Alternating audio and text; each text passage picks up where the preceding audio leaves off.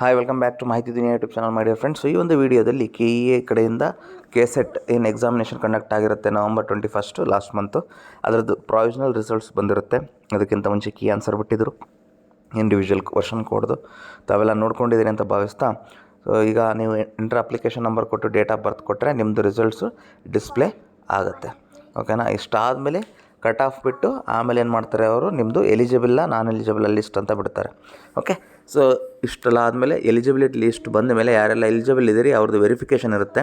Means ನಿಮ್ಮದು application ತೊಗೊಂಡು ನಿಮ್ಮದು ಹಾಲ್ ಟಿಕೆಟ್ ತೆಗೆದುಕೊಂಡು ದೆನ್ ನೀವು ಏನಾರ ಕ್ಯಾಸ್ಟ್ ಆ್ಯಂಡ್ ಇನ್ಕಮ್ ಸರ್ಟಿಫಿಕೇಟ್ ಕೊಟ್ಟಿದ್ದರೆ ಅದರಲ್ಲಿ ಸೆಲೆಕ್ಟ್ ಆಗಿರ್ತೀರಿ. ಹಾಗಾಗಿ ಅದನ್ನು ನೀವು ತೊಗೊಂಡು ಹೋಗಬೇಕಾಗುತ್ತೆ KEA ಬೋರ್ಡ್ಗೆ, ಮಲ್ಲೇಶ್ವರಮಲ್ಲಿ ಇದೆಯಲ್ಲ ಅಲ್ಲಿ. ಸೊ ಇಷ್ಟು ನೆಕ್ಸ್ಟ್ ಪ್ರೊಸೆಸ್ ಆಗಿರುತ್ತೆ. ಸೊ ಈಗ ಸದ್ಯದ ಮಟ್ಟಿಗೆ ಬಹಳ ಫಾಸ್ಟಾಗಿ ನಡೀತಾ ಇದೆ ಪ್ರೊಸೆಸ್ಸು. ಹಾಗಾಗಿ ನಾವು ರಿಸಲ್ಟನ್ನು ಒಂದು ತಿಂಗಳ ಒಳಗಡೆ ನೋಡ್ತಾ ಇದ್ದೀವಿ ಇವಾಗ.